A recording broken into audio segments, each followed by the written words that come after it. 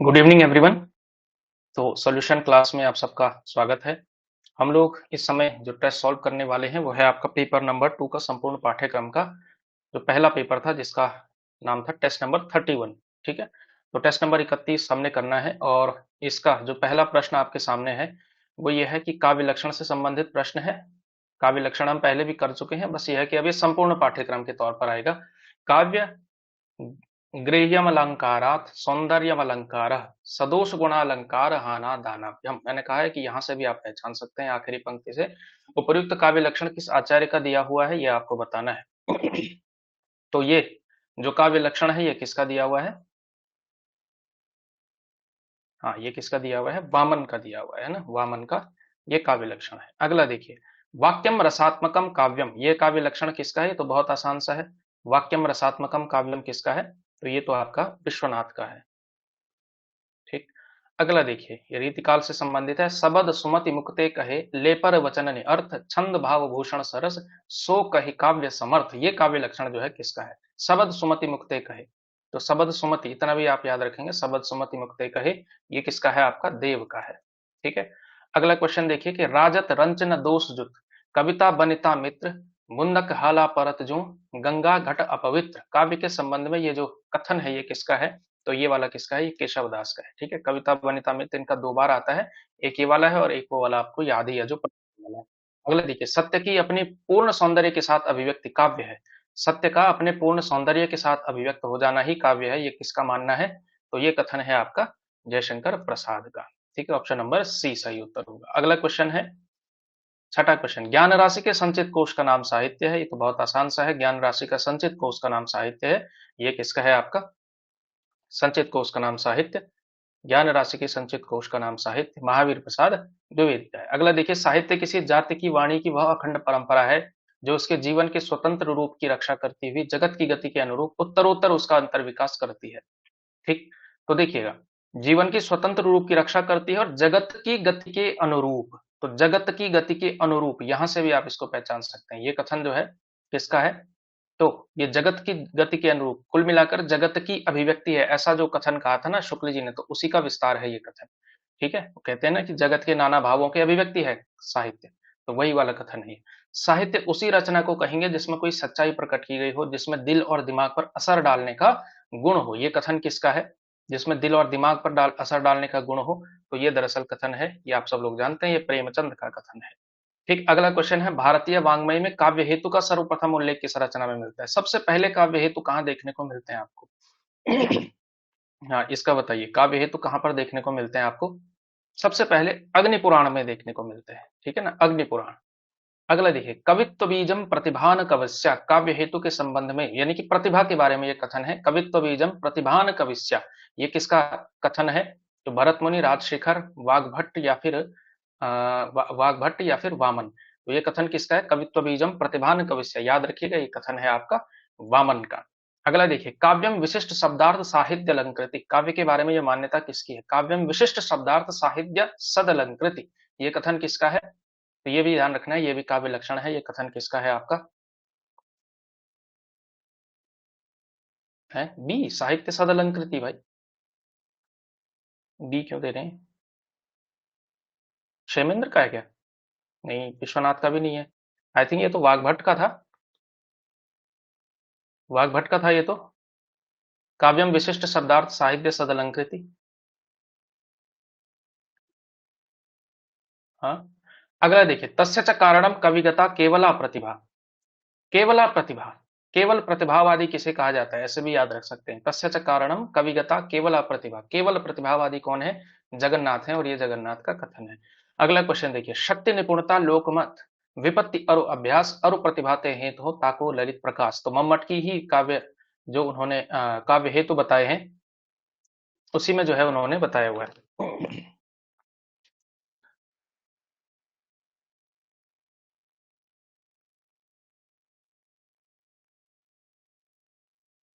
तो ये आपको बताना है, शक्ति निपुणता लोकमत विपत्ति और अभ्यास और प्रतिभाते हो तो है ताको ललित प्रकाश, ये कथन किसका है? ये श्रीपति का है भाई, श्रीपति का कथन है ये, श्रीपति का कथन है। अगला देखिए, वियोगी होगा पहला कवि, ये तो आसान सा है, ये तो पंत का है। अगला देखिए, काव्य प्रयोजन। धर्मार्थ काम मोक्षेषु वैचक्षण्यम कलासु च सा करोति कीर्तिम प्रीति साधु काव्य निबंधनम। तो ये देखिए, काव्य प्रयोजन के बारे में ये कथन किसका है? धर्मार्थ काम मोक्षेषु वैचक्षण्यम कलासु च। ये कथन किसका है? 17th का बताना है आपने।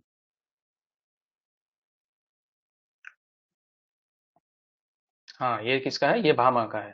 ठीक, भामा का है। पहला ही काव्य प्रयोजन आप लोग इसको पढ़ते हैं। अगला देखिए, दुखार्ता नाम क्षमार्ता नाम तपस्वी नाम विश्रांति जननम लोके नाट्य में तद भविष्यति। काव्य नाटक, काव्य और नाटक के बारे में किसका है? तो देखिएगा, सबने काव्य शब्द का प्रयोग किया है, नाटक को इंक्लूड करने वाले केवल भरत मुनि का है, और ये भरत मुनि का ही है। दुखार्ता नाम क्षमार्ता नाम तपस्वी नाम विश्रांति जननम लोके नाट्य में तद भविष्यति, ये जो है किसका है? भरत मुनि का है। अगला देखिए, कविता का अंतिम लक्ष्य जगत के मार्मिक पक्षों का प्रत्यक्षीकरण कर उनके साथ मनुष्य हृदय का सामंजस्य स्थापित करना है। ये कथन किसका है? तो ये कथन आप लोग जानते हैं, अभी हमने थोड़ी देर पहले किया कि जगत के नाना भावों के साथ जो संबंध दर्शाते हैं वो है आपके रामचंद्र शुक्ल। ठीक है। अगला देखिए, राजशेखर ने कितने काव्य हेतु माने हैं? राजशेखर के अनुसार काव्य हेतु कितने हैं? तो राजशेखर ने कितने माने हैं? दो ही माने हुए हैं। ठीक है ना। तो उन्होंने जो है, एक में प्रतिभा को माना केवल, और दूसरे कैटेगरी में व्युत्पत्ति और अभ्यास को उन्होंने एक ही जो है उसमें माना हुआ है, व्युत्पत्ति और अभ्यास। ठीक। अगला देखिए, प्रतिभा अपूर्व वस्तु निर्माण क्षमा प्रज्ञा। प्रतिभा अपूर्व वस्तु निर्माण क्षमा प्रज्ञा। प्रतिभा के बारे में ये जो कथन है ये किसका है? तो ये कथन किसका है? प्रतिभा अपूर्व वस्तु निर्माण, प्रतिभा को अपूर्व वस्तु निर्माण की क्षमता कहा है। किसने कहा है? अभिनव गुप्त ने कहा है। 19th का सी। क्या किया आप लोगों ने? सी किया ना? हाँ, सी किया है। ठीक है, तो अब तक तो याद हो गए होंगे, अब तो दिक्कत नहीं होती होगी। कम से कम हेतु, काव्य और लक्षण, हेतु और प्रयोजन, ये जो है अच्छे से आपको तैयार करना। अगला देखिए, शक्ति कवित्व विद रूप संस्कार विशेष। प्रतिभा के बारे में यह कथन किसका है? तो यहाँ से आप लोग कर सकते हैं, इसको पूरा याद करने की भी जरूरत नहीं है आपको, ये तो बहुत आसान से मैंने बताया हुआ है। एक कॉन्सेप्ट आपको याद रखना है कि प्रतिभा को शक्ति किसने कहा है? तो मम्मट ने कहा है, तो ये कथन किसका हो जाएगा? मम्मट का ही हो जाएगा। ठीक। अगला देखिए, चलिए, विभावा, ये रस से संबंधित क्वेश्चन है। विभावेर अनुभावेश्च सात्विक कैर व्यभिचारी भी अनीयमान स्वाद्यतम स्थायी भावो रस स्मृत। रस विषयक यह कथन किसका है? रस विषयक यह कथन किसका है? विभावेर अनुभावेश्च सात्विक कैर व्यभिचारी भी अनीयमान स्वाद्यत्वम स्थायी भावो रस स्मृत। ये कथन किसका है? हाँ, धनंजय का कथन है।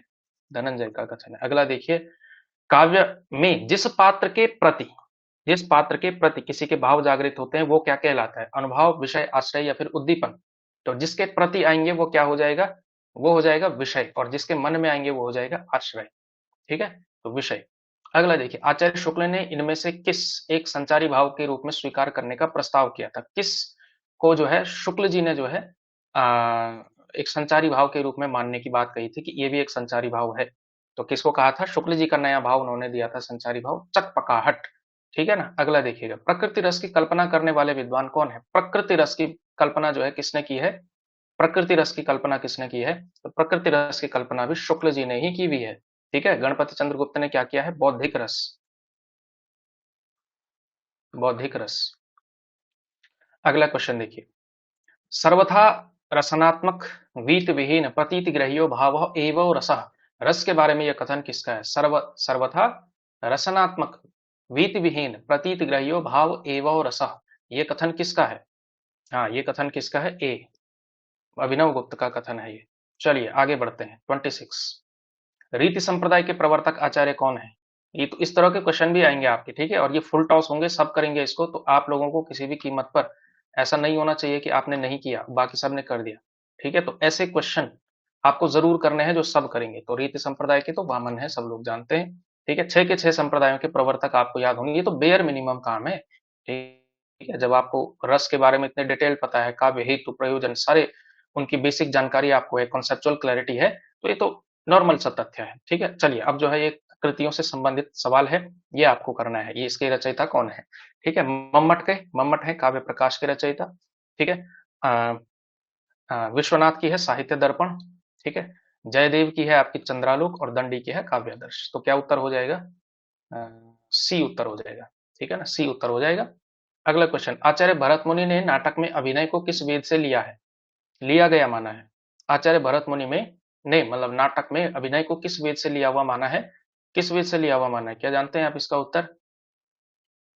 हाँ, यजुर्वेद से माना है, ठीक है ना, सी यजुर्वेद से माना हुआ है। अगला क्वेश्चन देखिए, कौन जो है काव्य मीमांसा का रचनाकार है? काव्य मीमांसा किसकी कृति है? काव्य मीमांसा, तो देखिएगा ये कृतियां तो, ये भी फुल टॉस वाले क्वेश्चन है, ठीक है, जिस पर सबको छक्का लगाना है, उससे नीचे कोई बात ही नहीं होनी चाहिए। काव्य मीमांसा राजशेखर।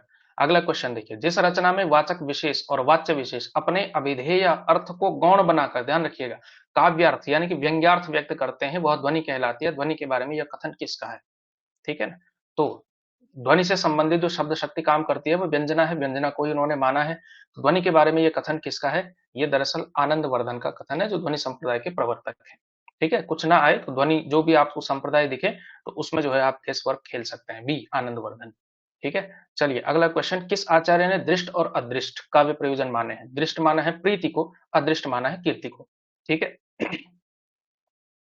तो ये जो है आपको बताना। अच्छा, इसमें थोड़ा उल्टा हो गया, उल्टा हो गया ये, प्रीति जो है अदृष्ट है, ठीक है ना, और कीर्ति जो है दृष्ट है, ये थोड़ा गड़बड़ हो गया, इसको ध्यान रखिएगा, क्योंकि कीर्ति तो दिख जाती है कि कवि फेमस हो गया, प्रीति नहीं दिखती है, अदृष्ट है। ठीक है, ये उल्टा हो गया।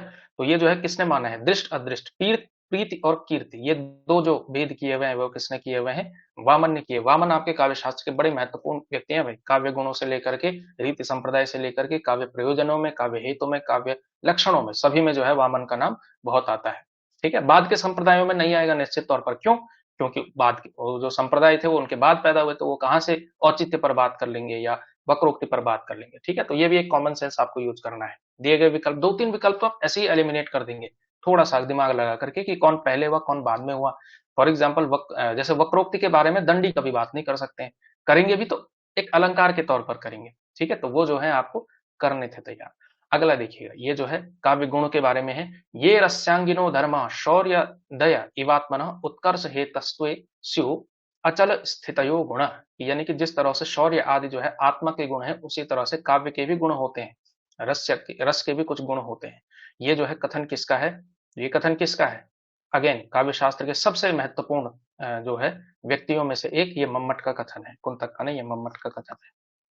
ठीक, अगला देखिएगा, रीतिकालीन आचार्य देव कितने काव्य गुणों की विवेचना की है? ये भी बड़ा इंपॉर्टेंट क्वेश्चन है। रीति में एक इंपॉर्टेंट चीज ये भी आती है, आपको जो है ये बताना पड़ता है कि किसने कितने काव्य गुण माने हैं।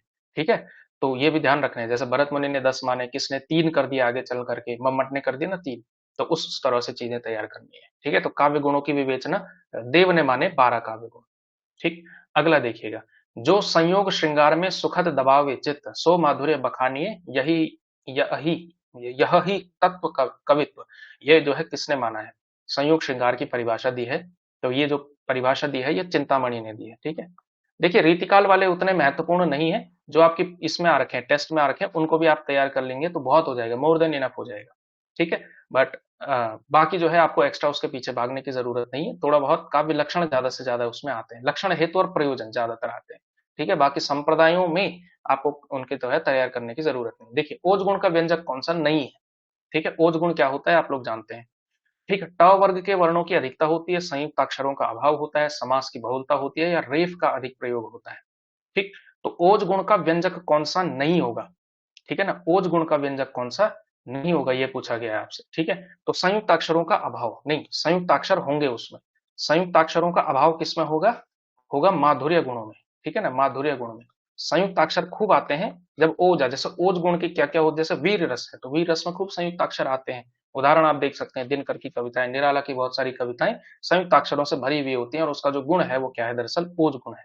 माधुर्य भाव की आप देख लीजिए, कोई भी प्रकृति से संबंधित कविताएं, रीतिकाल की बहुत सारी कविताएं देखिएगा, उसमें संयुक्त अक्षर बहुत कम आते हैं। अगला देखिएगा, शुष्केन धनाग निवत स्वच्छ जलवत सहयेव यह व्यपनोत्यत प्रसाद असो सर्वत्र निहित स्थिति, प्रसाद गुण के बारे में यह कथन किसका है? ठीक है, तो अगर आप लोगों ने ये नहीं पढ़ा है तो इसको कर लीजिएगा, शुष्केन धना निवत स्वच्छ जलवत सहसेव यह व्यपनो व्यपनोत्यत प्रसादो असौ सर्वत्र निहित स्थिति, तो ये कथन किसका है? ये मम्मट का है। ठीक है ना, प्रसाद गुण की परिभाषा उन्होंने ये दी हुई है। अगला देखिए, मुख्यार्थ होते दोष, तो मुख्यार्थ की जब बाधा पड़ती है तो वो जो है दोष होता है। ये किसने कहा है? ये कथन भी किसका है? मम्मट का है। ठीक है, ये तो आसान सा है। अगला देखिएगा, रस इति कह पदार्थो उच्यते आस्वाद्यत्वात् कथमास्वाद स्वायत्वात्। रस संबंधी यह अवधारणा किसकी है? रस इति कह पदार्थो उच्यते आस्वाद्यत्वात् कथमा स्वायत्वात्। यह जो है रस संबंधी अवधारणा किसकी है? ये किसकी है? रस इति कौ पदार्थो उच्यते। ठीक है, ये जो है किसका है? भरत मुनि का है। 38 का बी। हाँ, बी। अगला देखिए, दीप्ति रसत्वम कांति। ये कथन जो है रस के बारे में किसका है? दीप्ति रसत्वम कांति। दीप्ति रसत्वम कांति ये कथन किसका है? तो ये दरअसल वामन का है। किसका है? वामन का है। अगला देखिए, पूर्वे गुणा नित्या तैर्विणा काव्य शोभानुपपत्ते। गुण विषय की अवधारणा किसकी है? ठीक है, कि गुण क्या है? नित्य धर्म बता रहा है यहाँ पे, नित्य धर्म है और उसके बिना काव्य की शोभा नहीं होती है। तो आप लोग जानते हैं किसने कहा है ये? थोड़ा बहुत भी अगर आपको इसकी जानकारी है तो आप आराम से इस क्वेश्चन को कर सकते हैं। पूर्वे गुणा नित्या, गुणों को नित्य धर्म किसने कहा? वामन ने। और अनित्य धर्म किसको कहा है? उसमें जो है कहा हुआ है। अच्छा, ये थोड़ा सा, अरे यार, 41। ठीक है, इसको ए बी सी डी कर लो। ए बी सी डी कर लो इसको, और अब जो है इसका उत्तर दीजिए। अर्थालंकारों का विवेचन 4 भागों में दिया, वास्तव, औपम्य, अतिशय और श्लेष। इस तरह से विभाजन जो अर्थालंकारों का किया था वो किसने किया था? 4 भाग किसने बनाए थे इसके? तो किसने बनाए थे? अर्थालंकारों का विवेचन वास्तव, औपम्य, अतिशय, श्लेष। इन 4 भागों में जो है किसने किया था? हाँ ए, हाँ ए रुद्रट ने किया था। रुद्रट ने किया था। किसने किया था? रुद्रट ने किया था। अगला देखिए, कुंतक ने रीति को क्या कहा है? काव्य की आत्मा, कवि का प्रस्थान है तो रस का साधन, या फिर गुण का आश्रय। रीति को क्या कहा है? देखिए, ध्यान दीजिए, क्या कहा है? कुंतक ने रीति को क्या कहा है? तो काव्य की आत्मा को तो कुंतक नहीं कहेंगे, क्योंकि वक्रोक्ति को कहेंगे काव्य की आत्मा। तो उन्होंने कहा है कवि प्रस्थान हेतु। ध्यान दीजिएगा, ये कथन आ सकता है कि रीति को कवि प्रस्थान हेतु किसने कहा है? ऐसे में भी आ सकता है क्वेश्चन, ज्यादा संभावना सेकंड तरह से आने में है। कुंतक ने, मतलब कवि प्रस्थान हेतु, रीति को कवि प्रस्थान हेतु कुंतक ने कहा। ये तथ्य आपके लिए बड़ा इंपॉर्टेंट तथ्य है, इसको भी याद रखना है। अगला देखिएगा, रीतिरात्मा काव्यस्य। काव्य की आत्मा क्या है? रीति है। तो ये कौन कहेगा? जो उसका प्रवर्तक होगा। ठीक है, तो वामन। काव्य शास्त्र में ध्वनि का संबंध किससे है? अभिधा से, व्यंजना से, रूढ़ा लक्षणा से, फिर प्रयोजनवती लक्षणा से। तो काव्य शास्त्र में ध्वनि का संबंध किससे है? सभी लोग जानते हैं, व्यंजना से है। ठीक है, संलक्ष्य क्रम व्यंग्य ध्वनि, असंलक्ष्य क्रम व्यंग्य ध्वनि, ये दो जो है इसके बनते हैं। आनंदवर्धन ने ध्वनि के कितने भेद किए थे? आनंदवर्धन ने ध्वनि के कितने भेद किए थे? कितने भेद किए थे? हाँ, बी। बी 3 भेद किए थे। कौन कौन से किए थे? 1 2 3 कोई बता सकता है? भाई 3 भेद किए थे, ये तो है। कौन कौन से किए थे?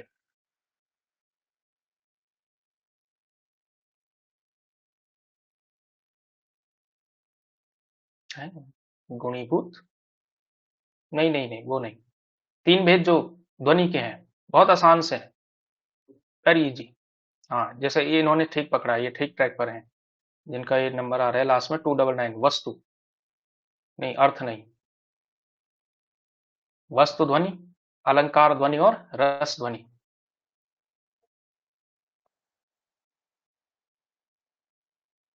ये 3 ध्वनिया का भेद किया है आनंदवर्धन ने। अगला क्वेश्चन देखिए, 46। अगला देखिए, वक्रोक्ति को लोकातिक्रांति गोचर किसने कहा है? वक्रोक्ति को लोक अतिक्रांति गोचर, लोकातिक्रांति गोचर जो है किसने कहा है? लोकातिक्रांति गोचर किसने कहा है? वक्रोक्ति को ध्यान दीजिएगा, किसने कहा है? भामह ने कहा है। ठीक है ना, भामह ने कहा है। कुंतक ने वक्रोक्ति के कितने भेद और कितने उपभेद किए हैं? ये किसी परीक्षा में पूछा हुआ क्वेश्चन है, पुराना क्वेश्चन है, ये आपको बताना ही बताना है। तो वक्रोक्ति को कितने भेद और कितने उपभेद? 6 भेद, 41 उपभेद किए हैं। ठीक। अगला देखिएगा, औचित्य संबंधी है। औचित्यम रस सिद्धस्य स्थिरम काव्यस्य जीवितम। औचित्य विषय की मान्यता किसकी है? तो औचित्य विषय की मान्यता और किसकी हो सकती है? क्षेमेंद्र के अलावा। ठीक है ना, तो ध्यान रखिएगा, औचित्यम रस सिद्धस्य स्थिरम काव्यस्य जीवितम। ठीक है, ये है काव्य की जीवितम, यानी काव्य की आत्मा का है कुल मिलाकर औचित्य को यहाँ पे, तो वही है क्षेमेंद्र। अगला देखिए, सन्निवेश विशेषस्तु दुरुक्तम शोभते नीलम पलाशिकाबद्ध मंतराले सृजामिव। तो इस तरह से जो है औचित्य को सन्निवेश कहा है। ये औचित्य को सन्निवेश किसने कहा है? ध्यान दीजिएगा, औचित्य को सन्निवेश किसने कहा? और ये परिभाषा के आधार पर भी आप इसको कर सकते हैं। तो किसने कहा है ये? सन्निवेश विशेषस्तु दुरुक्तम शोभते नीलम पलाशिकाबद्ध मंतराले सृजामिव। जिस तरह से मतलब नीले पलाश भी अगर आपको जो है दिखें, अगर सही ढंग से लिखा हुआ हो, तो अन्य फूलों के बीच जो पलाश का फूल है वो भी बड़ा अच्छा दिखता है, ऐसा जो है औचित्य का उन्होंने बताया है। तो ये कथन किसका है, ध्यान दीजिएगा, सन्निवेश, औचित्य को सन्निवेश कहते हुए ये जो परिभाषा सन्निवेश विशेषस्तु, औचित्य को सन्निवेश भामा ने कहा है, ध्यान दीजिए किसने कहा है, भामा ने कहा है। ठीक, अगला देखिए, वे ध्वनियां जिनके उच्चारण में स्वर तंत्रियों के निकट आ जाने से उनके बीच हवा निकलने से उसमें कंपन होता है। ठीक, स्वर तंत्रियों से संबंधित जो होती है उन्हें क्या कहते हैं, नासिक्य ध्वनि, काकल्य स्पर्श ध्वनि, घोष ध्वनि या फिर महाप्राण ध्वनि। तो इसका क्या है, अब तो व्याकरण के सवाल है, व्याकरण के सवाल में आप लोगों ने सबने अच्छा करना है भाई। ठीक है, घोष ध्वनि, क्योंकि सभी लोग अच्छा करेंगे तो आप लोगों को भी करना ही है। अघोष महाप्राणी ध्वनि इसमें से बतानी है कौन सी है, अघोष और महाप्राण। ख, तो ख क्या है, देखिए क क्या है, देखिए ख क्या है, अघोष है और महाप्राण है, तो यही ध्वनि जो है अघोष हो जाएगी, महाप्राण हो जाएगी। क क्या है, अल्प प्राण है, अघोष है। ड क्या है, सघोष, सघोष अल्प प्राण, और द क्या है, सघोष महाप्राण। ठीक है, तो ये ध्यान रखना है। एक में तालव्य ध्वनियों का प्रयोग हुआ है, किस में तालव्य ध्वनियां आई हैं, पापा, बाबा, मामा या फिर चाचा, तालव्य ध्वनियां किस में आई हैं, आसान सा सवाल है, वेरी इजी क्वेश्चन। हाँ, डी में आई है। ठीक है, डी। चलिए अगला क्वेश्चन देखिए, शब्दकोश के अनुसार जो है सही क्रम लगाना है, और शब्दकोश में थोड़ा सा एक चीज आपको ध्यान रखनी है, इसीलिए ये क्वेश्चन मैंने आपके सामने रखा हुआ है, शब्दकोश संबंधी क्वेश्चन इसीलिए रखा है। तो क्या होगा इसमें से, चार सवाल हैं आपके पास, कंठस्थ, कमल, कलई, कलंक। ठीक, तो इसमें देखिएगा, ठीक है, कभी भी जो हो आए, माना एक च है और च के साथ अनुस्वार लगा हुआ है, तो अनुस्वार वाली ध्वनि पहले आती है, ध्यान दीजिएगा, अनुस्वार वाली ध्वनि पहले आएगी हमेशा, अनुस्वार अनुनासिक वाली ध्वनियां पहले आती हैं, तो इस वजह से कंठस्थ पहले आएगा, फिर कमल आएगा, ठ के बाद म। ठीक है, फिर क लंक, क्योंकि म के बाद ही ल आता है। अब देखिएगा कलई और इसमें भी लंग पहले आएगा, ल बाद में आएगा। ठीक है, तो ये थोड़ा सा शब्दकोश में ध्यान रखने वाला नियम है, ये नियम आपको ध्यान रखना है, इसलिए क्वेश्चन रखा गया था। ठीक है, तो सबने जो है इसमें गड़बड़ नहीं करनी है, किसी ने भी गड़बड़ नहीं करनी है, शब्दकोश का सवाल आए तो कर लेना है। अच्छा, इसमें से देखिए ध्वनियों में से कौन सा सुमेलित है, ग अघोष है, फ अल्पप्राण है, स ऊष्म है, ठ सघोष है। सुमेलित कौन सा है, बाकी सब तो है। देखिए ग तो सघोष है, फ महाप्राण है, स ऊष्म है, ठीक है ना, ठ सघोष है। नहीं यार, एक मिनट, ठ ठ, हाँ ये तो ठीक है, ठीक है, हाँ वो जो है ठ तो अघोष है। ठीक है, तो सुमेलित कौन सा है, बाकी सब गलत है, उल्टा है उसका। ठीक, री स्वर की मात्रा का प्रयोग कौन से शब्द में है, मातृभूमि में, रात्रि में, आम्र में, या फिर क्रिया में। तो किसमें किया गया है, ये भी आसान सा क्वेश्चन है आपके लिए, इसमें कोई दिक्कत होनी नहीं चाहिए, मातृभूमि में ही है। ठीक, अगला देखिएगा, भाववाचक संज्ञा इसमें से कौन सी है, अमीर, गरीब, भिक्षुक या फिर अमीरी। तो कौन सा जो है भाववाचक संज्ञा हो जाएगी, तो भाववाचक संज्ञा कौन सी है इसमें से, अमीरी भाववाचक संज्ञा है। ठीक है, अमीर क्या है, विशेषण, गरीब क्या है, विशेषण, भिक्षुक क्या है, जातिवाचक संज्ञा। ठीक, भाववाचक संज्ञा अमीरी है। यहां बैठा नहीं जाता, देखिएगा यहां बैठा नहीं जाता में कौन सा वाच्य है, कालवाच्य, कालवाच्य कुछ होता ही नहीं है, रखा हुआ है बस विकल्प बनाने के लिए। भाववाच्य है, कर्मवाच्य है, फिर कर्तृवाच्य। तो जहां असमर्थता का बोध हो और अकर्मक क्रिया हो, ध्यान दीजिए, जहां असमर्थता का बोध हो और अकर्मक क्रिया हो वहां पर क्या होता है, भाववाच्य होता है। ठीक, अगला देखिएगा, कौन सा शब्द अविकारी है, अविकारी शब्द कौन सा है, गाय है, हाँ ठीक है, ठीक है, गाय, तुम्हारा, अचानक या फिर सीता। अविकारी शब्द कौन सा होगा इसमें से, तो ध्यान दीजिएगा, अगर आपको इसमें आता है इसका करना तो आप आराम से उसको टैकल कर सकते हैं। देखिएगा, क्योंकि अविकारी शब्द, देखिए गाय संज्ञा है, गाय का गाय होता है, वचन बदलता है, तुम्हारा का तुम्हारी, तुम्हारे हो सकता है, बदल सकता है, अचानक का अचानक ही कभी नहीं बदलता है, क्योंकि ये क्रिया विशेषण है। ठीक है ना, एडवर्ब है। ठीक है, बाकी सीता तो है, संज्ञा है तो सीता बदलता है। निम्न विकल्पों में से उस विकल्प का चयन करना है जो दिए गए वाक्य के अनुसार क्रिया विशेषण का भेद का सही विकल्प है। ठीक है, रामलीला का मंचन वहां हो रहा है, अब देखिएगा यहाँ पे जो क्रिया विशेषण है वो वहां है, वहां। ठीक है, ध्यान दीजिएगा, तो यहाँ पे क्या हो जाएगा, ये किसका वाचक है, ये स्थान का वाचक है, तो स्थानवाचक ये हो जाएगा। अगला देखिएगा, उस विकल्प का चयन कीजिए जो विशेषण के भेद का सही विकल्प है। देखिएगा, मुझे खाना बनाने के लिए थोड़ा सा सामान चाहिए, थोड़ा सा में थोड़ा सा है। देखिएगा, अगर सामान क्या होगा, हमेशा सामान हमेशा द्रव्यवाचक होगा। ठीक है, और द्रव्यवाचक संज्ञाओं के साथ हमेशा कौन सा विशेषण लगता है, परिमाणवाचक लगता है। ठीक है, तो ये क्या हो जाएगा, परिमाणवाचक विशेषण हो जाएगा। इसमें तो कोई दिक्कत नहीं होगी ना आपको, संज्ञा सर्वनाम विशेषण में तो बेसिक गलतियां नहीं करते होंगे। अब तो मुझे इतनी उम्मीद है ही आप लोगों से। इनमें से उस विकल्प का चयन कीजिए जो अन्य पुरुषवाचक सर्वनाम का सही विकल्प है। अन्य पुरुषवाचक, ठीक है ना, मैं, वे, हमारा, तेरा, तो अन्य पुरुषवाचक कौन सा हो जाएगा, वे हो जाएगा, है ना। ये हो जाएगा प्रथम पुरुष, या सॉरी उत्तम पुरुष। ये भी हो जाएगा उत्तम पुरुष का बहुवचन, तेरा हो जाएगा मध्यम पुरुष का एक वचन। अगला देखिए, वाक्य में विधेय का सही विकल्प चुनिए। शीला गाना गा रही है, विधेय बताने हैं आपको। शीला गाना गा रही है, ठीक है, उद्देश्य विधेय। शीला है, रही है, शीला गाना या फिर गाना गा रही है, कौन सा हो जाएगा विधेय सही। तो विधेय जो सही हो जाएगा वो कौन सा हो जाएगा, हाँ ये वाला हो जाएगा, कौन सा, डी हो जाएगा ना। गाना गा रही है, देखिए शीला हो जाएगा उद्देश्य, और विधेय हो जाएगा गाना। शीला उद्देश्य वो होता है जिसके बारे में बात हो रही है, विधेय वो होता है उद्देश्य के बारे में जो बात हो रही है, वो सब विधेय में हिस्से में आ जाता है, चाहे कर्म और क्रिया, सारा हिस्सा जो है उसमें चला जाता है, ठीक है ना। हाँ, अगला देखिए, उस विकल्प का चयन कीजिए जो दिए गए वाक्य में आए क्रिया के भेद का सही विकल्प हो। सही विकल्प है क्रिया के भेद का सही, योग करके वह टहलने जाएगी, योग करके वह टहलने जाएगी, नामधातु, पूर्वकालिक, संयुक्त या फिर प्रेरणार्थक, ठीक है। तो इसमें से कौन सी क्रिया आएगी, इसमें कौन सी क्रिया आएगी इसमें। अच्छा, अरे यार इसमें ना एक चीज हो गई, इसमें थोड़ा गड़बड़ हो गई, इसमें अंडरलाइन करना चाहिए था, ठीक है, क्योंकि देखिए यहाँ पे ना हर चीज आ रही है करके, इसमें तो हो जाएगी पूर्वकालिक क्रिया, ठीक है। और इसके अलावा, हाँ वही है बस, ठीक तो है, ठीक है ना। टहलना तो ये क्रियार्थक संज्ञा हो जाएगी ना, क्रियार्थक संज्ञा तो ठीक है, मतलब जरूरत नहीं है। क्रियार्थक संज्ञा, ये क्रियार्थक संज्ञा, जब क्रिया जो है संज्ञा की तरह काम करने लगे तो वो ठीक है, इसमें अंडरलाइन की जरूरत नहीं है, पूर्वकालिक क्रिया, ठीक है। चलिए अगला देखिए, संज्ञा पदबंध बताने वाला वाक्य कौन सा है। संज्ञा पदबंध मैंने आपको बताया हुआ है, संज्ञा पदबंध पढ़ा हुआ होगा आप लोगों ने, ठीक है, जिसने नहीं पढ़ा है वो पढ़ लेना, ज्यादा से ज्यादा 20 मिनट का टॉपिक है, ठीक है। चलिए इसमें बताइए, चांद से भी प्यारा मुखड़ा, घर से होकर जाऊंगा, देव का मारा वह, रात को पहरा देने वाला, ठीक है। तो इसमें संज्ञा पदबंध क्या हो जाएगा, डी, ठीक है, रात को पहरा देने वाला, ठीक है। ये हो जाएगा सर्वनामिक, सर्वनाम पदबंध, क्योंकि वह आया हुआ है, ठीक है। बाकी ये विशेषण हो जाएगा, प्यारा मुखड़ा, इस तरह से, तो वो हो जाएगा, ठीक है, डी, रात को पहरा देने वाला, ठीक है। अगर वह होता तब वो सर्वनाम बन जाता, लेकिन रात को पहरा देने वाला आप एक्सपेक्ट करते हो कि यहाँ पर संज्ञा भी आ सकती है। रात को पहरे देने वाला चौकीदार आज नहीं आया, ऐसा भी हो सकता है, तो चौकीदार संज्ञा हो जाएगी, तो वो भी हो जाएगा। इसके अलावा इसकी कुछ ट्रिक्स भी बताई है, वो भी आपको जो है तैयार करनी है।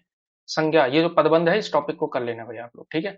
अगला देखिएगा, संदिग्ध भूतकाल, मोहन ने पढ़ा है, संदिग्ध करना है, एक तो भूतकाल में करना है और संदिग्ध में करना है, संदिग्ध भूतकाल में करना है, तो संधि बनानी, संदिग्ध बनाने, एक तो संदेह पैदा करना है, फिर भूतकाल भी करना है आपको उसका। इसमें बताइए 65 का, तो क्या हो जाएगा, मोहन ने पढ़ा होगा, ठीक है ना, बी सही दे रहे हैं आप जवाब। अगला देखिए, पुरुषवाचक सर्वनाम मैं का संबंध रूप निम्नलिखित में से क्या होगा। मैं, तो मैं का क्या हो जाता है, संबंध हो जाएगा मैं का, तो मैं का जो है कैसे यूज करते हैं हम, मेरा, है ना, मेरा करते हैं तो मेरा हो जाएगा, ठीक। अगला देखिए, कौन सा शब्द जो है संज्ञा है, सीधा, हिमालय, सच या झूठ। सीधा, हिमालय, सच, झूठ, एक है सच एक है झूठ, तो क्या हो जाएगा, हिमालय, है ना, हिमालय हो जाएगा। और हिमालय किस प्रकार की संज्ञा आएगी आपकी, व्यक्तिवाचक संज्ञा आएगी, क्योंकि पर्वत विशेष का नाम है, ठीक। बाकी सब हो जाएंगे आपके, सच झूठ तो उसमें आ जाएंगे, ये सब जो है विशेषण उसमें आ जाएंगे। विशेषण को कितने, विशेषण के कितने भेद होते हैं, विशेषण के आप लोग जानते हैं, आसान सा क्वेश्चन है, 4 भेद होते हैं, ठीक है, गुणवाचक, परिमाणवाचक, संख्यावाचक और सार्वनामिक विशेषण। अगला देखिए, सुश्री हिमा दास दौड़ में प्रथम स्थान पर आई है, भाववाचक संज्ञा शब्द इसमें से क्या है, ठीक। इसमें से जो है आपको भाववाचक संज्ञा बतानी है, सुश्री हिमा दास प्रथम या फिर दौड़, तो क्या हो जाएगा इसमें से, कौन सा जो है आपकी इसमें भाववाचक संज्ञा बन रही है, भाववाचक संज्ञा है दौड़, ठीक। अगला देखिए, विशेषण शब्द चुनना है, शक्ति, प्रभा, सन्यासी या फिर पाक्षिक, तो देखिएगा इसमें से जो है विशेषण कौन सा हो जाएगा, विशेषण, बाकी सारे के सारे संज्ञा हो जाएंगे, पाक्षिक, ठीक है ना। काल निर्धारण में किसका महत्वपूर्ण योगदान होता है, काल का निर्धारण किससे होता है, दरअसल देखिएगा, काल जो है किस पर ऑपरेट करती है, संज्ञा पर नहीं, सर्वनाम पर नहीं, विशेषण पर नहीं, काल जो है निर्धारण किससे होता है, क्रिया से होता है ना, क्रिया, तो काल का जो प्रभाव पड़ता है वो किस पर पड़ता है, दरअसल वर्ब पर पड़ता है ना, क्रिया पर पड़ता है, तो हाँ सी जो है इसका सही उत्तर होगा। मजदूर मालिक के यहाँ रहता है, इसमें जो है ये यहाँ जो है दरअसल क्या है, संबंध सूचक अव्यय है, स्थानवाचक क्रिया विशेषण है, दिशा संकेतक क्रिया विशेषण है, या फिर संकेतवाचक अव्यय है, क्या है ये? तो ये दरअसल है क्या आपका, यहाँ रहता है, ये दरअसल क्या होगा आपका स्थानवाचक क्रिया विशेषण हो जाएगा। ठीक है, अगला देखिएगा अपादान कारक के साथ कौन सी विभक्ति होती है, तो आप गिन सकते हैं कर्ता कर्म करण संप्रदान, कर्ता कर्म करण संप्रदान अपादान, कौन सी आती है, द्वितीया आती है, चतुर्थी तृतीया या फिर पंचमी, कौन सी जो है इसके साथ बनती है, तो वो आती है आपकी पंचमी। ठीक है, पंचमी। अगला देखिए, अपादान कारक का प्रयोग किसमें हुआ, शिकारी के तीर से बाघ मरा, हाथी के द्वारा पेड़ ढाया गया, सत्संग से बुद्धि सुधरती है, लड़का बाजार से लौटा, कौन सा जो है अपादान कारक होगा, अपादान कारक में अलग होने का अर्थ होता है, सभी लोग जानते हैं। ठीक है, तो इसमें क्या हो जाएगा, डी, लड़का बाजार से लौटा, है ना। इसमें क्या हो जाएगा, इसमें तो करण कारक है, ये इसमें भी करण कारक है, सत्संग से, सत्संग के माध्यम से, तो इसमें भी करण कारक हो जाएगा, बाकी इसमें क्या हो जाएगा, लड़का बाजार से लौटा, ये हो जाएगा। अगला देखिए, कविता का मर्म में कौन सी विभक्ति है, कविता का मर्म, इसमें कौन सी विभक्ति है देखिए कारक कौन सा है उस हिसाब से विभक्ति बता दीजिए। तो इसमें जो है दरअसल संबंध कारक है, तो संबंध कारक में कौन सी यूज होती है, षष्ठी विभक्ति। तोता डाली पर बैठा है, इस वाक्य में कौन सा कारक है, करण संबंध अधिकरण या फिर अपादान, आसान सा सवाल है ना। इसमें कौन सा कारक है, पर, तो अधिकरण, क्रिया जहां पर होती है वो अधिकरण है। वह कार मेरी है, इस वाक्य में कौन सा कारक है, वह कार मेरी है, करण संबंध संप्रदान या फिर अधिकरण, तो कौन सा जो है इसमें हो जाएगा, कौन सा कारक हो जाएगा, हाँ बी, संबंध कारक हो जाएगा ना, यह कार यानी वह कार मैं की है, ऐसा कह सकते हैं उसको, मेरी है, मेरी तो हम कहते हैं लेकिन मैं की है ना, इट बिलोंग्स टू मी, तो संबंध कारक। कौन सा जो है शब्द पुल्लिंग है, इसमें से घुन अक्कल दुम या फिर धुन, तो इसमें से जो है क्या होता है, जो आपका पुल्लिंग होगा, ऐसे सवाल भी आ सकते हैं आपके पास लिंग के, वैसे तो बहुत टफ बना नहीं पाते हैं, तो इस तरह के कभी कभी आते हैं। ठीक है ना, देखिए अक्ल क्या होती है, अक्ल जो है होती है, अक्ल होता नहीं है, दुम भी होती है, धुन भी होती है, तो घुन होता है। ठीक है, गेहूं के साथ घुन भी पिसेगा, पिसेगी नहीं होता है, तो घुन क्या हो गया आपका, पुल्लिंग हो गया। अन्वेषण शब्द का संधि विच्छेद क्या हो जाएगा, अन्वेषण शब्द का संधि विच्छेद क्या हो जाएगा, क्या हो जाएगा, उ ए का वह हो जाना, अनुएषण अन्वेषण। ठीक है ना, अगला देखिए, मत ऐक्य में कौन सी संधि है, मत प्लस ऐक्य, अ प्लस आई, अ प्लस ए का आई होना, या आई का ही आई हो जाना, ये कौन सी संधि होती है, तो ये जो है वृद्धि संधि होती है। अगला देखिए, अयादि संधि का उदाहरण कौन सा नहीं है इसमें से, नायक नाविक नायिका या फिर वागीश, कौन सा जो है अयादि संधि का उदाहरण नहीं है, बाकी ने प्लस अक, ना प्लस इक, नायिका, नय प्लस इका, वागीश, ये दरअसल व्यंजन संधि है, वाक प्लस ईश से बना है, तो व्यंजन संधि हो जाएगी वहां पे। कौन सा शब्द जो है सही संधि विच्छेद वाला विकल्प है, पहचानना है, संलग्न शब्द है, तो इसमें आपको बताना है संलग्न में क्या है दरअसल मामला, इसमें बताना है आपने कौन सी संधि संधि विच्छेद करना है संलग्न का। ठीक है ना, हाँ 82 क्या हो जाएगा, डी हो जाएगा, सम प्लस लग्न, तो इस तरह से जब ये आए, ल आए यानी अंतस्थ व्यंजन आते हैं तो मौ का अनुस्वार हो जाता है, तो संलग्न हो जाएगा उसका। ठीक, दिए गए शब्द में प्रयुक्त संधि भेद का सही विकल्प आपको बताना है, चतुष्पाद, चतुष्पाद में कौन सा संधि आपको जो है लग रही है, चतु प्लस स्पाद, चतुष प्लस पाद, चतु प्लस स्पाद या चतु प्लस पाद, तो कौन सा हो जाएगा 83 का, हाँ क्या हो जाएगा, चतुष्पाद हो जाएगा ना, चतु प्लस पाद, चतुष्पाद। चलिए अगला देखिए, संधि, सही संधि विकल्प उत प्लस चरित क्या हो जाएगा, उच्चरित, संधि का नियम क्या होता है, च आए तो त का भी च हो जाता है, उच्चरित। अगला देखिए, किस विकल्प के सही शब्द स्वर संधि से निर्मित है, अधोगति स्वागत षडानन, सभी में स्वर संधि आई हो। ठीक है ना, सुआगत, सुआगत, षट प्लस आनंद, ये स्वर संधि नहीं है। मनोयोग देवेंद्र सदानंद, वार्तालाप चंद्रोदय, देवर्षि महोत्सव, वयोवृद्धि प्रमाण, तो इसमें बताना है सभी स्वर संधि से बने हो, जिसमें सब की सब में स्वर संधि हुई हो। ठीक, तो कौन सा लग रहा है आपको, जैसे ही मिले कि यहाँ पे व्यंजन या विसर्ग है तो उसको आप कट कर सकते हैं वहीं पर, हाँ ठीक है सी। ठीक है ना, वार्ता प्लस आलाप, चंद्र प्लस उदय, देव प्लस ऋषि, तो कुल मिलाकर क्या है आपका, सब में स्वर संधि है। संधि भेद का सही विकल्प चुनिए, अत्यंत, अति प्लस अंत, ई प्लस अ का य होना क्या होता है, ई प्लस अ का य हो जा रहा है, अत्यंत हो जा रहा है, तो ये क्या हो जाएगा, यण संधि हो जाएगा। अगला क्वेश्चन देखिए, दोपहर में कौन सा समास है, दोपहर में कौन सा समास है, आसान सा क्वेश्चन है। दोपहर में कौन सा समास है? द्विगु समास है ना, दो आया है। सेकंड पहर को दोपहर कहते हैं। चलिए अगला देखिए, बहुव्रीहि समास का उदाहरण कौन सा है? कौन सा नहीं है? चंद्रशेखर, चक्रपाणि, चंद्रकांति, राजपुरुष। तो कौन सा नहीं होगा जो बहुव्रीहि का उदाहरण नहीं है? देखिए सबका नाम जो है चंद्रशेखर शिव का नाम है, चक्रपाणि चक्रपाणि जिसके पाणी विष्णु का नाम है, चंद्रकांति चंद्र समान कांति, चंद्रकांति। चंद्रकांति किसका नाम हो सकता है? आई थिंक ये तो कामदेव का होगा, रति का हो सकता है, ये हो सकता है। हाँ, उसमें तत्पुरुष समास होगा राजपुरुष में, राजा का पुरुष, तो राजा का पुरुष, राज्य का पुरुष, कुल मिलाकर ऐसे जो है कर सकते हैं।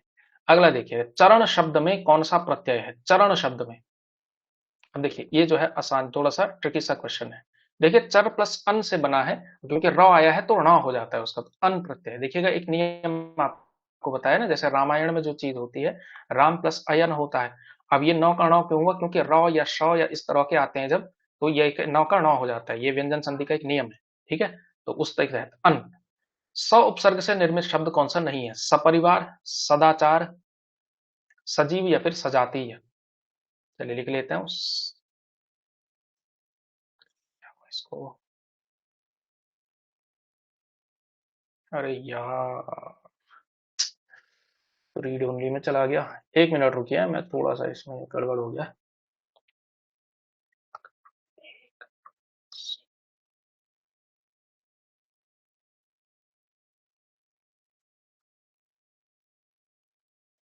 ठीक है, हम कहाँ पर हैं? हाँ, 90 के आसपास है ना। हाँ, इसमें बताना है अब आपने। तो एक था सजातीय और एक था सजीव और सजातीय। तो इसमें क्या हो जाएगा? सदाचार है ना, सत्य से बना हुआ है, सत्य प्लस आचार है, उसमें उपसर्ग यूज नहीं है। अगला देखिएगा, योग रूढ़ कोटिका कौन सा है? रेलगाड़ी, रसोई घर, डाकखाना या फिर जलज। योग रूढ़ कौन सा है? योग रूढ़ जो हो चुका है, तो रेलगाड़ी, रेल की रेल पर जो गाड़ी चलेगी, ठीक है, रसोई घर, डाक खाना, जलज, है ना ये, क्योंकि रोड रूढ़ हो चुका है कमल के लिए। अचार शब्द किस भाषा से आया हुआ शब्द है? ये कि इस तरह के भी एक दो क्वेश्चन आ सकते हैं आपकी, विदेशी भाषाओं से जो शब्द आए हुए हैं वो भी आ सकते हैं। तो अचार किस भाषा से आया हुआ शब्द है? हाँ, अचार जो है बी, पुर्तगाली से आया हुआ शब्द है। पतवार का पर्यायवाची क्या है? पतवार का पर्यायवाची क्या है? अर्जुन, दुर्योधन, कर्ण या फिर नकुल। किसे जो है पतवार भी कहा जाता है? पतवार किसे कहा जाता है? कर्ण को भी कहा जाता है। किसको कहा जाता है? कर्ण को। कूलंकषा किसका पर्यायवाची है? कूलंकषा, कूलंकषा। कूल किसके होते हैं? नदी के होते हैं, है ना। तो कूलंकषा नदी। ऐन्द्रजालिक शब्द का सही और सटीक अर्थ क्या होगा? ऐन्द्रजालिक, चमत्कारी, भ्रामक, जादूगर या फिर प्रवंचक। ऐन्द्रजालिक किसको कहते हैं? ऐन्द्रजालिक दरअसल कहते हैं किसको? जादूगर को कहते हैं। ठीक है, इस तरह के पर्यायवाची भी आते हैं। एकार्थी शब्द कौन सा है जिसका केवल एक ही अर्थ होता है? अक्ष, अभिमान, अरुण या फिर अर्थ। तो किसका जो है एक ही अर्थ होता है? देखिए अक्ष के बहुत सारे अर्थ होते हैं, अरुण के बहुत सारे, अरुण का मतलब लाल भी होता है, अरुण का मतलब उदित होता हुआ सूर्य भी होता है। अर्थ तो अर्थ का एक होता है मीनिंग, और एक होता है इकोनॉमी, पैसे से संबंधित।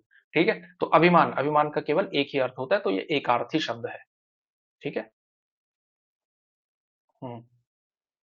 है, डी क्यों बता रहे हैं आप? बी होगा। अर्थ, देखिए अर्थ के दो अर्थ होते हैं ना, एक तो अर्थ तो ये है कि मीनिंग, और दूसरा है अर्थ, जो वो वाला अर्थ है, अर्थव्यवस्था वाला अर्थ, तो वो है। अगला देखिए, कौन से शब्द युग्म का अर्थभेद जो है ठीक नहीं है? तो अनिष्ट का बुरा, अनिष्ठ का निष्ठाहीन, अचला, अचल का पर्वत, अचला का नारी, अंश का हिस्सा, अंश का कंधा, तरंग का लहर, तुरंग का घोड़ा। तो इसमें बताना है आपने कि कौन सा जो है शब्द भेद जो है ठीक नहीं हुआ है इसमें, शब्द भेद जो है इसमें से ठीक नहीं हुआ है। चलिए, देखिए अचल का अर्थ पर्वत होता है, लेकिन अचला का अर्थ जो है नारी नहीं पृथ्वी होता है। ठीक है, तो बी हो जाएगा इसका उत्तर। अगला क्वेश्चन देखिए, किस विकल्प में कौन सा विकल्प नीचे से जो है इसमें से सही विलोम है? दाता का जो है सही विलोम क्या हो जाएगा? दाता का क्या हो जाएगा? दाता यानी देने वाला, तो उल्टा हो जाएगा मांगने वाला। मांगने वाले को क्या कहते हैं? याचक कहते हैं, तो डी याचक। अगला क्वेश्चन देखिए, पाश्चात्य का विलोमार्थक शब्द क्या है? पाश्चात्य का विलोम क्या है? पौर्वात्य, पूर्वी, पूर्वीय या फिर नवीन। तो क्या हो जाएगा? पाश्चात्य, जो प्रत्यय यहां लगा होगा वही आपको भी करना पड़ेगा। ठीक है ना, तो पौर्वात्य में नहीं लगेगा, पौर्वात्य इज रॉन्ग, नहीं सॉरी, पौर्वात्य ही हो जाएगा। ठीक है ना, पौर्वात्य। पूर्वी, पूर्वी तो पश्चिमी, पूर्वीय रश्मि, नवीन का तो उल्टा हो जाएगा पौर्वात्य। ठीक है, जो प्रत्यय लगा है उसी के अनुसार काम करना है। शुद्ध वाक्य क्या है? वह अनेकों बार बोला, मैं माँ को एक कार्ड लिखा, शरीर पर कई अंग होते हैं, भारत की राजभाषा हिंदी है। तो क्या है जो है इसमें से सही शब्द, सॉरी सही वाक्य? भारत की राजभाषा हिंदी। वाक्यों में क्या है? वह अनेक बार बोला, माँ को एक, मैंने माँ को, मैंने नहीं आया इसमें, शरीर पर नहीं, शरीर के कई अंग होते हैं, और ये तो ठीक है। ठीक है, तो कुछ कुछ गलतियां सब में है। संस्कृत भाषा की दृष्टि से कौन सा समूह शुद्ध है? ठीक है, तो देखिए, विद्युत परिषद विद्वान पृथक, विद्युत परिषद विद्वान पृथक, विद्युत परिषद विद्वान पृथक, या फिर सब में जो है हलंत का गेम है बस। इसमें आपको बताना है कि कौन सा जो है इसके हिसाब से ठीक होना चाहिए, संस्कृत के हिसाब से। ठीक है, तो देखिए इन सब में से जो है सभी में जो है हलंत लगेगा, विद्युत परिषद विद्वान पृथक। बच्चे को काटकर फल खिलाओ में कौन सा वाक्य दोष है? क्या दोष है? विशेषण की व्यवस्था का, सर्वनाम का दोष है, या फिर कारकीय परसर्ग का दोष है, फिर क्रिया विशेषण का दोष है? सी ऑप्शन देख लेता हूं। सी ऑप्शन है आपका कारकीय परसर्ग, और डी है क्रिया विशेषण का। कारकीय और डी है क्रिया विशेषण का। तो देखिए इसमें एक तो क्रम का दोष तो है ही, इसमें जो है दरअसल एक गलती और है। तो उस दोष को क्या कहा जाएगा?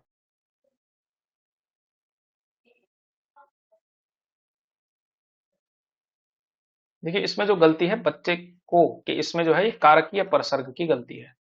ठीक है, ये हो जाएगा इसमें। अगला देखिएगा, वर्तनी की दृष्टि से कौन सा शब्द जो है अशुद्ध है? कैलाश, तिरस्कार, पुरस्कार, परिशिष्ट। तो कौन सा जो है गलत हो जाएगा इसमें से?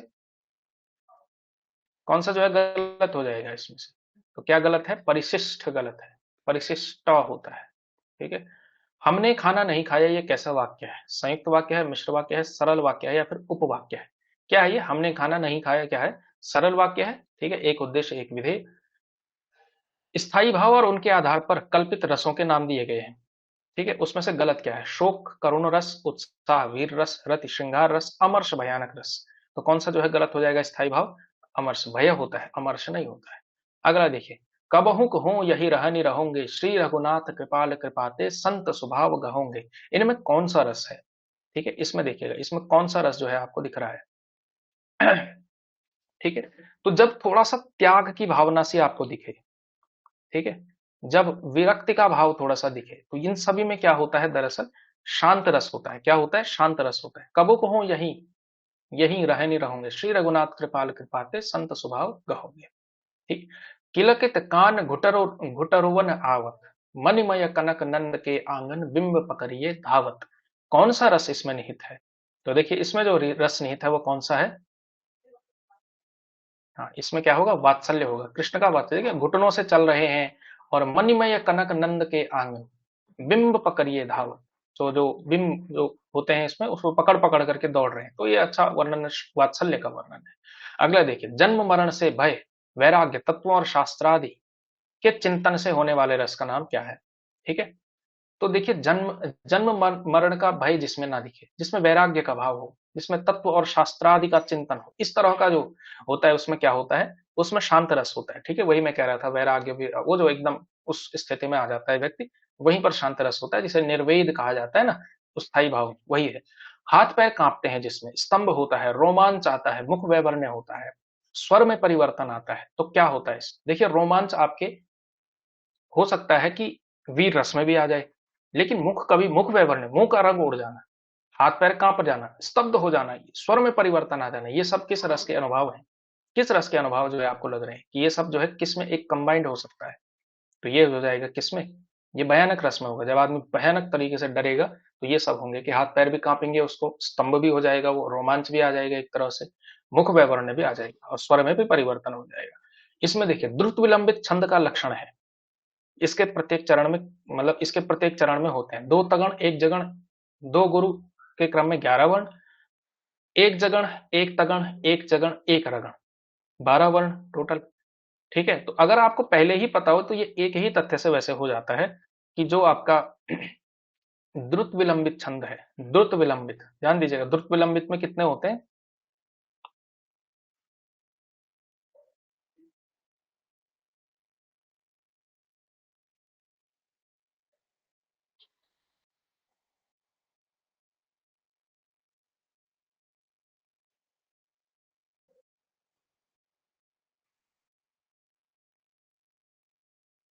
12 होते हैं क्या?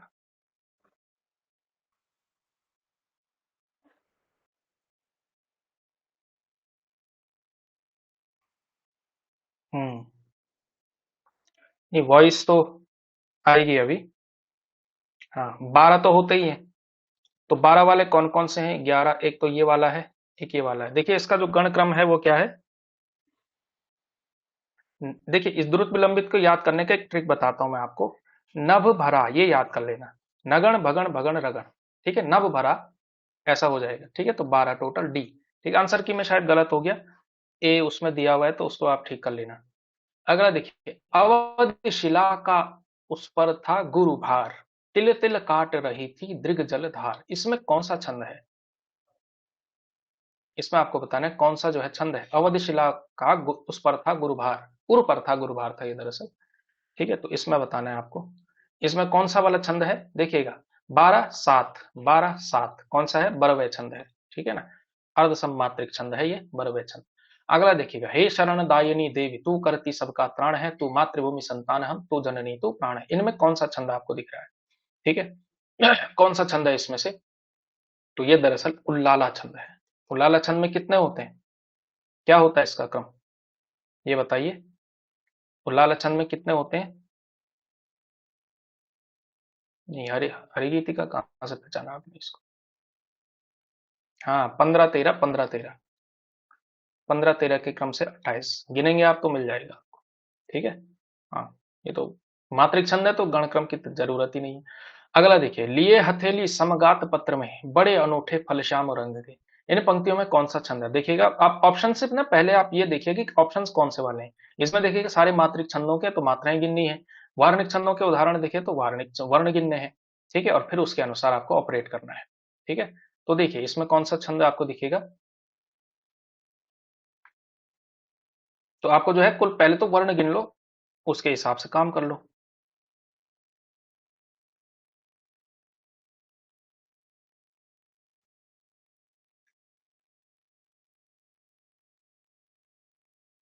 ठीक है, तो पहले वर्ण गिनते हैं इसमें।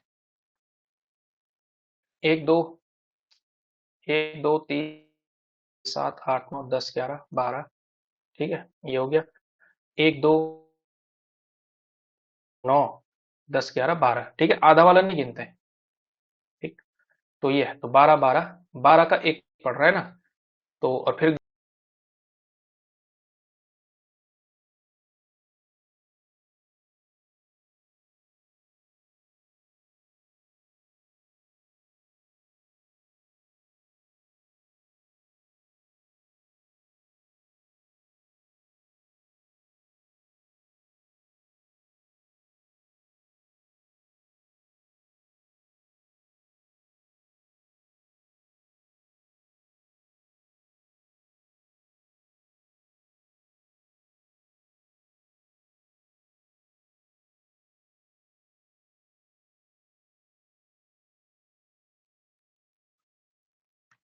हम्म।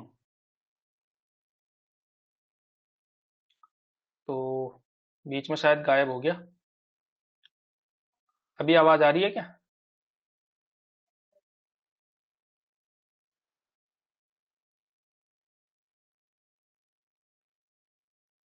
हाँ ठीक है, ठीक है। चलिए, तो इसमें जो है मैं आपको एक गण गिना रहा था, आपको एकदम छंद वाला जो है टिप्स पर याद करना है, ऑन टिप्स याद करना है। ठीक है, अब क्लास कराऊंगा मैं किसी दिन इसकी, तो उस दिन आपको बता दूंगा। एकदम ऐसा याद करना है कि एकदम, जिसको कहते हैं चाकू की धार जैसा होना चाहिए छंद वाला टॉपिक। ठीक है, छंद तो गलत होना ही नहीं चाहिए, बहुत आसान सा टॉपिक है अगर आप छंद पर आ जाए तो। ठीक है, कोई टफ चीज नहीं है।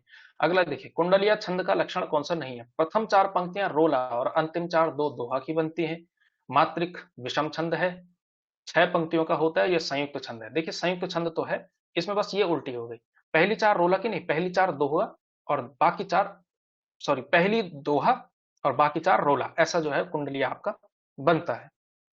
ठीक है, कल छुट्टी है हमारी, आपकी छुट्टी है पर मेरी छुट्टी नहीं है। अगला देखिए, कर लो फटाफट, थोड़ा सा ही कर रह गया, जल्दी करेंगे ये तो। अब आसान से क्वेश्चन है, व्याकरण वगैरह के ही क्वेश्चन है। पश्चिमी हिंदी की उत्पत्ति इसमें से किस अपभ्रंश से हुई है? पश्चिमी हिंदी की उत्पत्ति किस अपभ्रंश से हुई है? किससे हुई है? शौरसेनी अपभ्रंश से। ऐसे ही क्वेश्चन है आगे के भी, आसान है, ज्यादा टफ नहीं है। ठीक है, चलिए इसमें बताइए इसका उत्तर क्या होगा।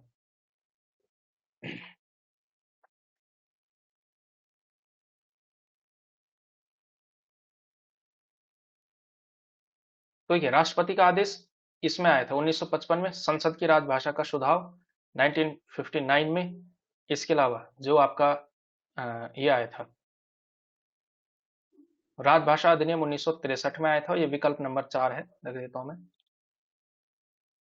1963 में। तो इसी हिसाब से आपको बताना है। और ये तो हो ही गया फिर आपका, तो D1 ही हो जाएगा। ठीक है, जो ये है संकल्प जो आया था राजभाषा से संबंधित 68 में आया था। ठीक है, तो A2B3 जिसमें होगा A2B3 वगैरह वो आप कर लेंगे। A2B3 जो है डी में है। ठीक है, चलिए राहुल सांकृत्यायन ने खड़ी बोली को नाम क्या दिया है? राहुल सांकृत्यायन ने कौरवी कहा है। ठीक है, सभी जानते हैं। मध्यकालीन भारतीय आर्य भाषा का सही कालक्रम क्या है? मध्यकालीन भारतीय आर्य भाषा का सही कालक्रम क्या है? सही कालक्रम मतलब जो मध्यकालीन आर्य भाषा यानी पाली प्राकृत अपभ्रंश 500 ईसा पूर्व से, ये वाली। उत्तर पूर्वी राजस्थान की प्रमुख बोली कौन सी है? उत्तर पूर्व नॉर्थ ईस्ट के आसपास जो बोली जाती है राजस्थान की, नॉर्थ ईस्ट है मेवाती। ठीक है, अगला देखिए समालोचना स्तंभ नाम से हिंदी, अच्छा ये इलाका उत्तर पूर्व राजस्थान का जो इलाका कहां से लगता है? हरियाणा से लगता है, मेवाती, मेवात का इलाका है वो। समालोचना स्तंभ नाम से हिंदी आलोचना की शुरुआत जो है किसने की थी? तो आलोचना के क्वेश्चन है, समालोचना की शुरुआत किसने की थी? किसने की थी? बालकृष्ण भट्ट ने की थी। ठीक है, और सबसे पहले किसकी आलोचना लिखी गई थी? संयोगिता स्वयंवर की आलोचना हुई थी उसमें। लाला श्रीनिवास दास का नाटक संयोगिता स्वयंवर की हुई थी। ठीक है, चलिए अगला करिए। काव्य भाषा एवं साहित्य के प्रयोजन किसके आलोचकीय निबंध हैं? काव्य भाषा एवं साहित्य के प्रयोजन किसके आलोचकीय निबंध हैं? तो ये किसके हैं? आप हैरान हो जाएंगे सुनकर के, प्रताप नारायण मिश्र। इन्होंने खाली हास्य व्यंग्य के ही नहीं लिखे हैं, बहुत गंभीर प्रकार के भी लिखे हुए हैं। ठीक है, तो ये है। हम्म, अगला देखिए, समालोचना समुच्चय किस आलोचक के आलोचनात्मक निबंधों का संग्रह है? समालोचना समुच्चय है, किसका है ये? समालोचना समुच्चय में उनके सारे के सारे जो है आलोचनात्मक ग्रंथ मिलते हैं, महावीर प्रसाद द्विवेदी। आलोचनात्मक निबंध, सॉरी। आचार्य रामचंद्र शुक्ल का संपादकीय कर्म नहीं है। ठीक है, अब टफ लग रहे होंगे आपको ये क्वेश्चन निश्चित तौर पे, तो आपको थोड़ा सा ये तैयार करना है। देखिएगा इसमें से किसका संपादन शुक्ल जी ने नहीं किया? कवितावली का संपादन किया हुआ है, दोहावली का भी किया हुआ है, जयसी ग्रंथावली का तो किया ही है, सभी जानते हैं। रामचंद्रिका का संपादन इन्होंने नहीं किया है। ठीक है ना, तो ये है। अगला देखिए, विश्वनाथ प्रसाद मिश्र की कृति इसमें से कौन सी नहीं है? विश्वनाथ प्रसाद मिश्र की कृति कौन सी नहीं है? हिंदी का सामयिक विमर्श, सामयिक साहित्य, वाङ्मय विमर्श, हिंदी नाट्य साहित्य का विकास, या फिर रहस्यवाद और हिंदी कविता। तो कौन सा नहीं है? रहस्यवाद और हिंदी कविता जो है विश्वनाथ प्रसाद मिश्र की कवि की जो है रचना नहीं है। हिंदी साहित्य में प्रभाववादी आलोचना के जनक कौन माने जाते हैं? ये तो आसान सा सवाल है, सभी लोग जानते हैं। प्रभाववादी आलोचना के जनक कौन है? तो प्रभाववादी आलोचना के जनक जो है आपके वो कौन है? शांति प्रिय द्विवेदी है। ठीक है, अगला देखिए, हजारी प्रसाद द्विवेदी की समीक्षात्मक कृति इसमें से कौन सी नहीं है? ठीक है, सूर साहित्य, सूर साहित्य, कबीर, नाथ संप्रदाय, या फिर महीयसी महादेवी। तो इसमें से कौन सी नहीं है? तो महीयसी महादेवी नहीं। सूर साहित्य तो उनकी पहली किताब थी, 1930 में आई थी। नाथ संप्रदाय 1900, सॉरी कबीर 1900 आई थिंक 40 या 42 में आई थी। नाथ संप्रदाय भी 50s में आई थी। महीयसी महादेवी उनकी नहीं। महीयसी महादेवी किसकी है ये आपको बताना है। प्रसिद्ध है ये, ऐसा तो है नहीं कि है। ठीक है,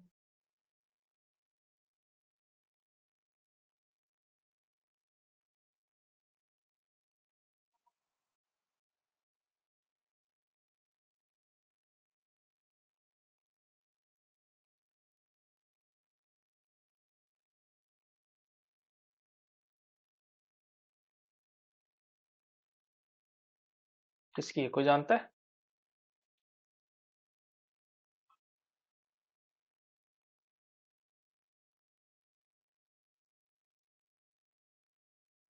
ऑप्शन दो, चलो ऑप्शन दे के देखते हैं। ए नेमचंद्र जैन, बी शिवदान चौहान, सी गंगा प्रसाद पांडे, डी, यार डी, अब तो फंस गया, अब तो डी हो ही नहीं सकता है। मैं उसमें उत्तर में जबरदस्ती बना रहा हूँ, चलो बना ही लेते हैं। अरे क्या बनाऊं, नंद दुलारे वाजपेयी बना लेते हैं, चलो। आप बताओ। है सी। देखा कैसे याद आता है आप लोगों को, कमाल की मेमोरी है आपकी। हाँ, गंगा प्रसाद पांडे, ठीक है ना। गंगा प्रसाद पांडे। ठीक है, चलिए अगला देखिए। बच्चन सिंह ने किस आलोचक को विचारों का समीक्षक कहा? ध्यान दीजिए, ये भी बड़ा अच्छा क्वेश्चन है। किसको जो है विचारों का समीक्षक कहा है? किसे जो है विचारों का समीक्षक कहा? विचारों का समीक्षक कहा आचार्य द्विवेदी को, आचार्य हजारी प्रसाद द्विवेदी को। रामविलास शर्मा की कृति कौन सी नहीं? प्रेमचंद, निराला, छायावाद या फिर भारतेंदु युग? कौन सी जो है रामविलास शर्मा की कृति नहीं है? ये तो आसान सा सवाल है, छायावाद। छायावाद किसकी है? नामवर सिंह की है। अगला देखिए, प्रकाशन वर्ष के अनुसार रचनाओं का सही क्रम क्या होगा? सारी की सारी द्विवेदी जी की है। मध्यकालीन बोध का स्वरूप, हिंदी साहित्य का आदिकाल, कबीर और हिंदी साहित्य की भूमिका। तो सबसे पहले जो उन्होंने लिखी थी वो हिंदी साहित्य की भूमिका लिखी थी 1940 में। ये लिखी थी 1952 में। ये 57-58 के आसपास लिखी थी, तो ये बाद में आएगी। और कबीर भी आई थिंक 42 में लिखी गई। तो 4321 वाला जो है सही उत्तर हो जाएगा आपका। अगला देखिए, प्रकाशन वर्ष के अनुसार रचनाओं का सही क्रम क्या होगा? ठीक है, देखिए ये जो है रामविलास शर्मा के हैं। रामविलास शर्मा के भी आपको थोड़ा उसी तरह से तैयार करने हैं। ठीक है, चलिए तो इसमें बताइए क्या जो है आपका सही उत्तर हो जाएगा। तो सबसे पहले प्रेमचंद और उनका युग। ठीक है।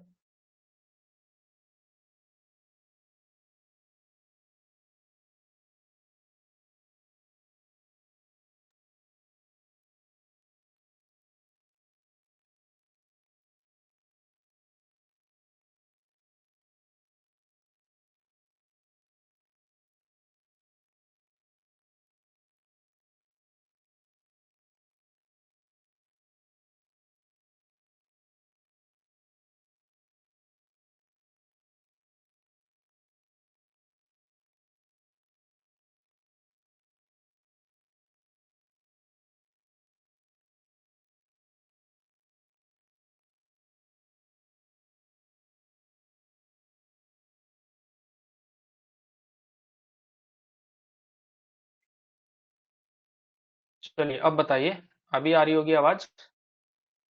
अभी तो आ रही होगी। हाँ, अब बताओ। भारतीय साहित्य के इतिहास की समस्याएं, ये जो है किताब दरअसल किसकी है?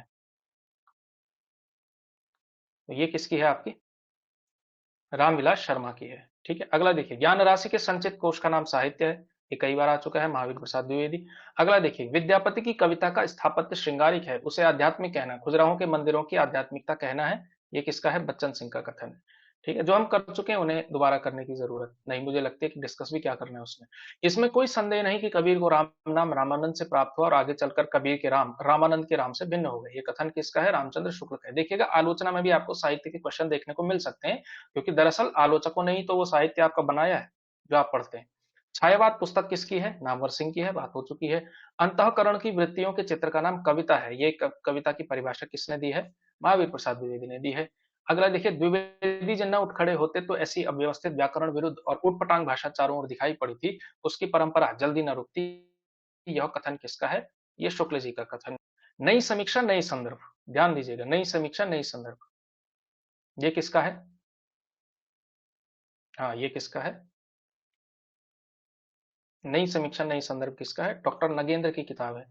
अगला देखिए, भाषा और समाज ग्रंथ के लेखक कौन है? देखिए, भाषा से रिलेटेड जो लिखा हुआ काम है वो रामविलास शर्मा का है। अगला देखिए, लिंग्विस्टिक सर्वे ऑफ इंडिया किसके नेतृत्व में किया गया था? लिंग्विस्टिक सर्वे ऑफ इंडिया ये जो है किसके नेतृत्व में किया गया था? तो ये जो है आपको बताना है, ये जो पहला लिंग्विस्टिक सर्वे ऑफ इंडिया था वो इसमें। अच्छा, आपको ये बताना है कि जो लोक भाषा सर्वेक्षण हुआ था 2010 का, उसमें कौन थे? वो किसके निर्देशन में हुआ था? उस समिति के अध्यक्ष कौन थे? ये भी आपको बताना है। 2010 में जो है हुआ था ना, उसके जो है आपको बताना है।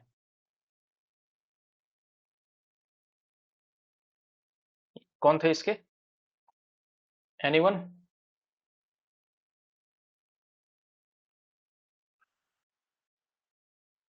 अरे, जो भारतीय लोक भाषा सर्वेक्षण हुआ था वो किसकी अध्यक्षता में हुआ था? कौन थे उसके मुख्य जो व्यक्ति थे? किसी को नहीं आ रहा है? अरे, कोई तो जवाब है। प्रोफेसर गणेश देवी भाई। ये कराया तो है अभी, उत्तराखंड भाषा और साहित्य वाले में नहीं कराया क्या? अगला देखिए, भारतीय लोक भाषा सर्वेक्षण के किस खंड में उत्तराखंड की भाषाओं का विवेचन किया गया है? इसमें बताइए, लोक भाषा सर्वेक्षण के किस खंड में उत्तराखंड की भाषाओं का मिलता है? 30वें खंड में। ठीक है। और जो ग्रियर्सन वाला सर्वे था उसमें किसमें मिलता है? खंड 9 भाग 4। ठीक है, ये ध्यान रखना है। चलिए, गढ़वाली छंदमाला किसकी कृति है? ये सब किया हुआ है हमने। ठीक है, ये सब जो है क्लास में हो चुका है, इसमें आपको बताना है। गढ़वाली छंदमाला किसकी है? हाँ, लीलानंद कोटनाला की है। अगला देखिए, प्रेमी पथिक किसकी कृति है? प्रेमी पथिक, प्रेमी पथिक किसकी है? हाँ, तोता कृष्ण गैरोला की है। अगला देखिए, कुमाऊनी का उद्भव ग्रियर्सन ने किस अपभ्रंश से माना है? पैशाची से, दरद से, शौरसेनी से या फिर राजस्थानी से? राजस्थान किसने, किससे जो है माना है? देखिए, ग्रियर्सन कहाँ ले जाते हैं? सब दरद वाले हैं। ठीक है ना, दरद अपभ्रंश से। पूर्वी कुमाऊनी के अंतर्गत आने वाली भाषा नहीं है, जो पूर्वी में नहीं आती है, यानी कि पश्चिमी में आई है। सिराली, अस्कोटी, खसपरजा या फिर सोरेयाली? तो कौन सी होगी जो कुमाऊनी की पूर्वी में नहीं आएगी? तो कौन सी नहीं आएगी पूर्वी में? हाँ, खसपरजिया। खसपरजिया कहाँ आती है? अल्मोड़ा में। अल्मोड़ा पड़ता है पश्चिम कुमाऊं में। अगला देखिए, रचना और रचनाकार में असुमेलित भवानी दत्त थपलियाल, जय विजय, बुरोसंग, हर्षपुरी, तारादत्त गैरोला, सदैव, भगवती चरण निर्मोही, भूतों की खो। तो कौन सा जो है इसमें ठीक हो जाएगा? जो आपका असुमेलित है, तो वो है आपका कौन सा? ये वाला है ना, भगवती चरण निर्मोही नहीं, पांथरी जी की रचना है, भगवती प्रसाद पांथरी की रचना। आएगा ये सवाल, देख लेना। मतलब आएगा, मतलब गारंटी नहीं दे रहा हूँ, आ सकता है सवाल। संवाद मूलक लोकगीत इसमें से कौन सा जिसमें संवाद होता है? तो ये क्वेश्चन पहले भी आ चुका है, बैर है ना। कुमाऊनी की प्रसिद्ध पत्रिका दूध बोली के संपादक कौन है? मथुरा दत्त मठपाल, ये हो चुका है। और रमेश चंद्र शाह की कुमाऊनी रचना कौन सी है? तो वो है आपकी उकाव हुलार। ये सब बाकी किसकी है? देव की मेहरा की है। ठीक है, चलिए, तो ये टेस्ट भी जो है आपका सॉल्व हो चुका है। ठीक है, चलिए, तो इस क्लास में इतना ही, बाकी करेंगे हम नेक्स्ट क्लास में। ठीक है। और जो छंद वाली क्लास है वो किसी दिन मौका मिलेगा तो उसी दिन जो है करवा दी जाएगी, तो देख लेंगे। ठीक है। और कल देखते हैं, अगर वैसे विश्वविद्यालय की तरफ से तो कोई नोटिस नहीं आया है। यद्यपि राजकीय शोक का जो है वो हुआ है, क्योंकि पूर्व मुख्यमंत्री भुवन चंद्र खंडूड़ी जी का निधन हुआ है आज ही। तो इस वजह से कल जो है राजकीय शोक है। अब राजकीय स्कूलों में तो छुट्टी है, देखते हैं केंद्रीय उसमें केवल शोक है, तो उसमें तिरंगा आधा झुकाओ इस तरह से ये सब तो आया हुआ है, बट छुट्टी का नहीं है कि भाई है कि नहीं है। तो उस हिसाब से देख लेंगे, अगर छुट्टी होगी तो जो है कल जो है छंद वाली क्लास कल दिन में ही हो जाएगी। ठीक है, तो उस हिसाब से देख लेंगे हम लोग। ठीक है, चलिए, धन्यवाद। बता दूंगा मैं आपको कल तक कि होगी तो किस टाइम होगी। धन्यवाद।